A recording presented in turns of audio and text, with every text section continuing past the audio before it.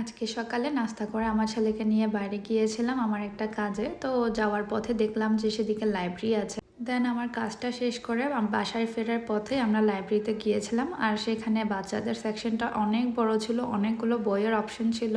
তো আমার ছেলে যেহেতু এখনও ছোট, তাই ভাবছিলাম যে ওর জন্য কী ধরনের বই নেওয়া যায়। দেন ওর জন্য কয়েকটা বই নিলাম সেখান থেকে।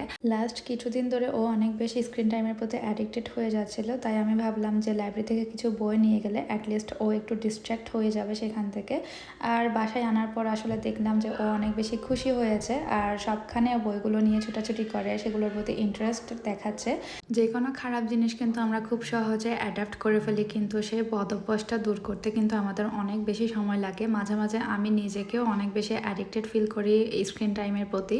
সো আমি আসলে নিজেকে ডিস্ট্র্যাক্ট করার জন্য করি, কারণ ওর সাথে যেহেতু সারাক্ষণ থাকি আর আমার ছেলে যেহেতু সবসময় ট্যান্ট্রামস করে, তাই আসলে স্ক্রিন টাইমটা দিয়ে আমি নিজেকে অনেক কিছু থেকে ডিস্ট্র্যাক্ট করে রাখার চেষ্টা করি আমার নিজের কাজগুলোর পাশাপাশি। এমন না যে কাজকে অবহেলা করে, আমার ছেলেকে অবহেলা করে আমি কোনো কিছু করি, বাট আমার মনে হয় যে ওই জিনিসটা আমাকে ডিস্ট্র্যাক্ট করে যে কোনো টেনশন থেকে দূরে থাকতে। কারণ আমি একটু অল্প জিনিসে বেশি টেনশন করি, ওভার থিঙ্কিং করি। আর যাই হোক, আজকে দুপুরবেলা আমি রান্না করেছিলাম ম্যাগি নুডলস। আর ম্যাগি নুডলসটা আসলে ইদানিং আমার একদমই খেতে ভালো লাগে না, বাট অনেক দিন ধরে বাসায় ছিল, তাই ভাবলাম যেগুলো শেষ করে ফেলি রান্না করে।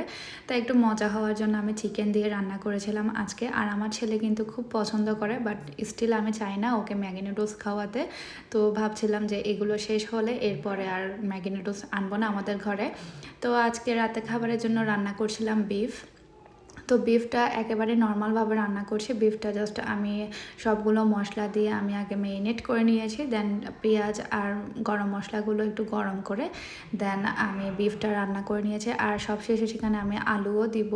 আজকে একটু আলু দিয়ে রান্না করছি, কারণ আমার হাজব্যান্ডও বলছিল যে আলু দিয়ে গোশত খেয়েছে, অনেক দেরি হয়েছে।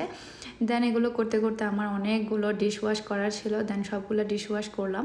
আর ঘরের কাজ আসলে নেই বললেও কিন্তু অনেক কাজ করতে জানি বের হয়ে যায়, জানি না। তো ইদানিং আসলে আমার একটু স্লো মুড চলছে, মানে কোনো কিছু করতে ভালো লাগছে না, রান্না করতেও তেমন একটা ভালো লাগছিল না। আর সব সময় তো একই রকম মন মানসিকতা আমাদের থাকে না। তো যাই হোক, আজকে শর্টকাটে আমি লাঞ্চ অ্যান্ড ডিনারটা করেছিলাম, মজা হয়েছে মাশাল্লাহ দুইটাই। আমার হাজব্যান্ড আর আমার ছেলেও খুবই পছন্দ করেছে। মাংসটা রান্না শেষে আমি এখানে ঘি দিয়েছিলাম। তো আমার আজকে ব্লগ এ পর্যন্ত ছিল। আপনাদের কেমন লাগে আমার ব্লগ তা আমাকে অবশ্যই কমেন্ট করে জানাবেন। সবাই ভালো থাকবেন। আল্লাহ হাফেজ।